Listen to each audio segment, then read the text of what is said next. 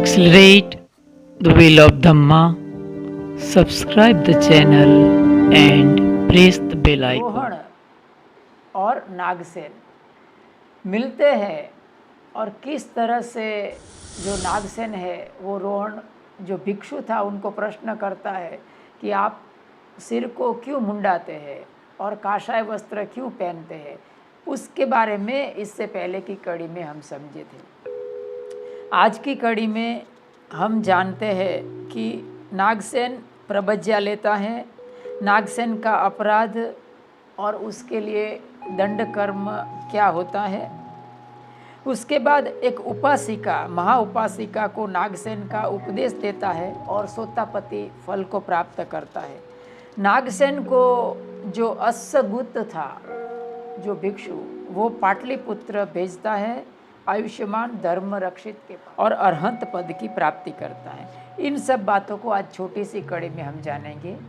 आशा करता हूँ कि आप सब शांति से बैठेंगे। नागसेन की प्रबज्या, इससे पहले हमने देखा कि वो जो सिर मुंडाने के बारे में और कषाय वस्त्र के बारे में महत्व बताया था, तो उसके साथ साथ जो ये नागसेन था वो रोहण को ये भी पूछता है कि आप ज्ञान जानते हैं।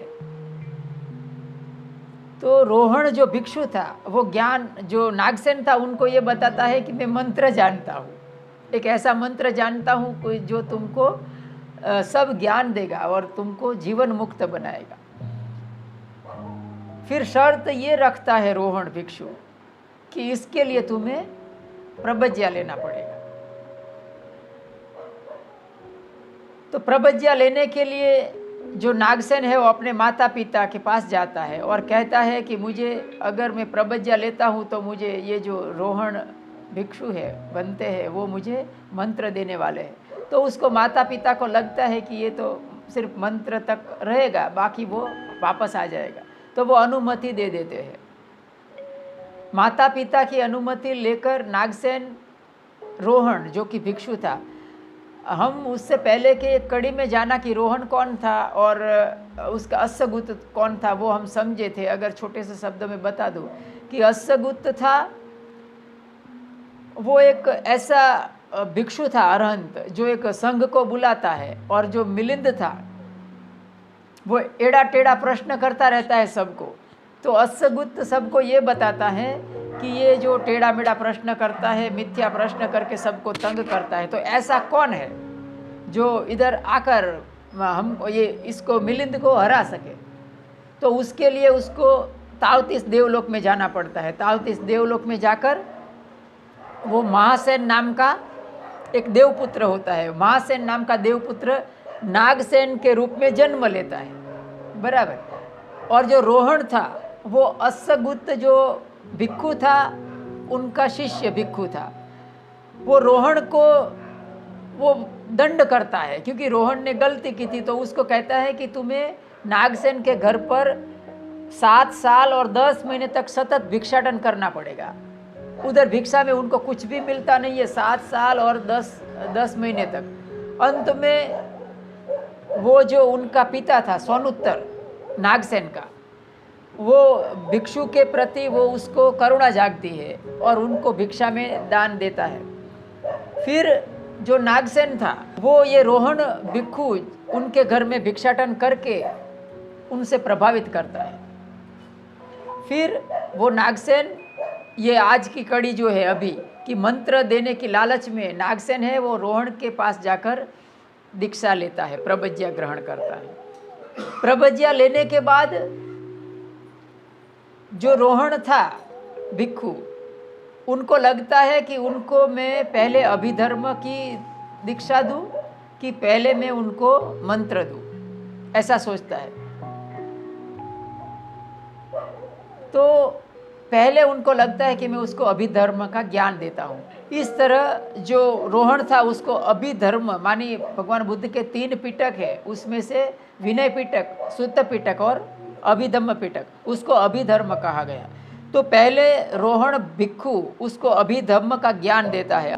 उनकी 7 किताबें हैं, धम्म संगीनी, विभंग, धातु कथा, पुग्गल पंयति, कथा वत्थु, यमक और पाली पठान। ये सब किताबों का, ग्रंथों का उनको ज्ञान देता है रोहण भिक्खु। किसको? ये नागसेन को। ये सब ज्ञान लेने के बाद नागसेन उसके ऊपर धम्मदेशना देता है और कहा गया आगे कि तब आयुष्मान नागसेन ने 7 महीनों में 7 प्रकरणों को विस्तार पूर्वक समझाया। तब पृथ्वी कंपित हो उठी, देवताओं ने साधुवाद किया, ब्रह्मदेवों ने करतल ध्वनि की, दिव्य चंदन पूर्ण तथा मंदार पुष्पों की वर्षा होने लगी। ये सब बातें इस चैप्टर में आई। आगे नागसेन का अपराध और उसके लिए दंड कर्म। अभी नागसेन अपना आचार्य, कौन था आचार्य? रोहण भिक्खु। उनके प्रति उसके मन में एक दुर्भाव पैदा होता है। वो क्या सोचता है कि रोहण भिक्खु आचार्य है ना, उसने मुझे मंत्र का ज्ञान नहीं दिया और अभिधम्म का ज्ञान दिया, यानी ये तुच्छ भिक्खु है, ऐसा उसने सोचा मन में। किसने? नागसेन ने। तो रोहण जो भिक्खु था वो अरहंत था, वो उसके मन की बात जान लेता है और नागसेन को बताता है कि तुम जो सोच रहे हो वो गलत है, तुमने ऐसा क्यों सोचा, ये तुम्हारा अपराध है, तो अपराध के लिए तुम्हें उसका लिए दंड भुगतना पड़ेगा। तो ये नागसेन उनकी क्षमा मांगता है। तो वो कहता है रोहण कि मैं तुम्हें क्षमा करूंगा, लेकिन एक शर्त है। अभी देखो कैसे कड़ी से कड़ी जुड़ती है यहाँ। वो कहता है तुम्हें एक सागल नगर में जाना पड़ेगा, जहाँ एक मिलिंद नाम का राजा है, उसको तुम्हें धम्म चर्चा में हराना पड़ेगा। वो बहुत ही वितरंगवादी है, वो तरह तरह का मिथ्या दृष्टि विषयक प्रश्नों पूछता है और लोगों को तंग करता है, तो तुम्हें उसे हराना पड़ेगा। तो नागसेन बड़ा ही विद्वान और ज्ञानी था, तो वो कहता है ऐसा एक राजा क्या, मैं पूरा जम्बूद्वीप के सारे राजा को मैं हरा सकता हूँ, फिर मुझे आप क्षमा करेंगे? तो बोला हाँ, मैं आपको क्षमा कर दूंगा। तो बनते इन 3 महीनों तक मैं कहाँ रहूँगा, सागल देश में रहना पड़ेगा उसको, तो कहाँ रहूँगा? तो वो कहता है, वो अपना जो आचार्य था, रोहण भिक्खु था, उनका आचार्य कौन था? अस्सगुत्त, बराबर। अस्सगुत्त के पास रहने के लिए उसको वो कहता है कि तुम अस्सगुत्त है, उनके पास रहना तुम। तो अस्सगुत्त के पास ये रोहण जाता है। अभी यहाँ एक आगे का छोटा सा चैप्टर चालू होता है, महाउपासिका को नागसेन का उपदेश देना। अस्सगुत्त जो थेर था, उनकी एक महाउपासिका थी। महाउपासिका उनको पूछती है, वो अस्सगुत्त की सेवा में लगी रहती थी, तो वो एक बार महाउपासिका को पूछती है कि आपके पास कोई दूसरा भिक्खु भी है क्या? तो अस्सगुत्त कहता है हाँ, मेरे साथ एक नागसेन करके है। तो बोला तुम दोनों हमारे घर पर भोजन दान के लिए आओ। नागसेन और अस्सगुत्त दोनों महाउपासिका के घर पर भोजन के लिए जाते हैं। भोजन देने के बाद अस्सगुत्त उनको पुण्यानुमोदना करने के लिए कहते हैं। आपकी जानकारी के लिए बता दूं कि हमेशा भिक्खु जब भी कहीं पर भी भोजन दान ग्रहण करता है तो उसे पुण्यानुमोदना करना पड़ता है। जो पुण्य, जो उपासक वर्ग को पुण्य उसने अर्जित किया है, वो पुण्य का वितरण करना पड़ता है। ये परंपरा है बुद्ध धर्म। तो अस्सगुत्त नागसेन को पुण्य वितरण करने के लिए कहता है, पुण्यानुमोदना के लिए कहता है। नागसेन जब भी पुण्यानुमोदना करता है तो जो महाउपासिका थी वो सोत्तापति को प्राप्त होती है। और उसी तरह ये जो नागसेन था वो भी उसने धम्म देशना के ऊपर चिंतन मनन करके वो भी सोत्तापत्ति फल को प्राप्त करता है। इसके बाद नागसेन को अस्सगुत्त था वो पाटलिपुत्र भेजता है। उसको कहता है कि तुम पाटलिपुत्र जाकर धम्म रक्षित नाम का एक थेर है, उसके पास विद्या ग्रहण करो। पाटलिपुत्र जाने के लिए ये नागसेन था, वो प्रश्न करता है कि पाटलिपुत्र कितना दूर है? तो बोला कितना योजन है? वो कहता है कि 100 योजन है। अभी 100 योजन है, कितना दूर हुआ? 1 योजन बराबर 13 किलोमीटर होता है, तो ये बहुत दूरी हो गया। तो नागसेन कहता है कि अगर मैं इतना दूरी जाऊँ तो मेरा भोजन का प्रबंध कैसे होगा? तो बोला तुम इसकी चिंता मत करो, हो जाएगा। फिर नागसेन चला जाता है और रास्ते में उसको एक व्यापारी मिलता है। व्यापारी भी उसी दिशा में जा रहा था, उसको भोजन कराता है, सब उसकी सब देखभाल करता है और इस तरह से पाटलिपुत्र पहुंच जाता है ये नागसेन। नागसेन पाटलिपुत्र पहुंच जाता है और अरहंत पद को वहां जाकर किस तरह से प्राप्त करता है उसको हम चैप्टर के आधार पर समझते हैं। 3 पिटकों को कंठस्थ कर लिया और फिर 3 महीनों में उसके अर्थों को भी जान लिया।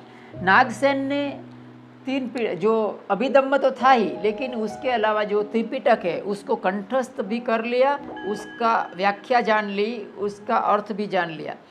तभी धर्म रक्षित जो उनके नए उपाध्याय बने थे वो उनको टॉन्ट मारते हैं। क्या कहते हैं कि ग्वाला कैसे होते हैं, एक ग्वाला होते ना, ग्वाला वो गायों को रखते हैं, उसको खिलाते पिलाते, लेकिन दूध दूसरे लोग पीते हैं। बोला तुम्हारी हालत भी ऐसी है। उसने कटाक्ष किया। क्या कटाक्ष किया? क्योंकि जो नागसेन था वो अरहंत नहीं था ना, तो बोला जान तो लिया तुमने, जान लिया, इसका अर्थ क्या हुआ कि तुमने गाय तो पाल ली, लेकिन दूध तो दूसरे पिएंगे। दूध का अर्थ हुआ है कि उसका जो सार है वो दूसरे ग्रहण करेंगे और दूसरे अरहंत बनेंगे, लेकिन तुम तो अरहंत नहीं हो। इस तरह उसने कटाक्ष किया। तब आयुष्मान धर्म रक्षित ने आयुष्मान नागसेन से कहा, नागसेन जैसे ग्वाला गौं की केवल रखता है, दूध पीने वाले दूसरे ही होते हैं, तो तुमने त्रिपिटक को इस तरह जान लिया है, श्रवण फल का भागी नहीं बने अभी तक, बनते बस करे। देखिए कटाक्ष को समझने वाले भी लोग होना चाहिए। वो तुरंत ही कटाक्ष को समझ गया कि बनते बस करे, अधिक कहने की आवश्यकता नहीं है। देखो इतना विद्वान होना चाहिए। वो कितना विद्वान था कि तुरंत समझ गया। उसी दिन उसी रात में उन्होंने प्रति संविदाओं के साथ अरहंत पद की प्राप्ति कर लिया। तो आयुष्मान नागसेन के इस सत्य में प्रतिष्ठित होते ही पृथ्वी कंपित हो उठी। ब्रह्मदेवों ने करतल ध्वनि की, दिव्य चंदन चूर्ण मंदार पुष्पों की वर्षा होने लगी। उसी समय कोटिशत अरहंतों ने हिमालय पर्वत के रक्षित तल में इकट्ठे होकर आयुष्मान नागसेन के पास दूत भेजा, नागसेन यहाँ आवे, हम लोग नागसेन को देखना चाहते हैं। ये कोटिशत अरहंत भिक्षु कौन थे? जो अस्सगुत ने जो भिक्षु संघ बुलाया था, बराबर, मिलिंद को हराने के लिए उसने जो वार्तालाप किया था वही अस्सगुत का भिक्षु संघ था। उन अरहंतों ने आयुष्मान नागसेन से कहा, नागसेन राजा मिलिंद प्रतिवाद में प्रश्न पूछकर भिक्षु संघ को तंग करता है, नीचा दिखाता है, तुम जाओ उस राजा का दमन करो। ये भिक्षु संघ ने उसके पास डिमांड रखी और इस तरह नागसेन था उनको कहता है कि मैं ये सिर्फ मिलिंद राजा तो क्या पूरे जम्बूद्वीप के राजाओं को मैं परास्त कर सकता हूँ वाद में। तब उन महाथेर भिक्षुओं ने सागल नगर को काशाय वस्त्र की चमक से चमका, ऋषियों के अनुकूल वायुमंडल पैदा किया। यहाँ देखिए कितना वो महत्वपूर्ण उनका वाद होगा।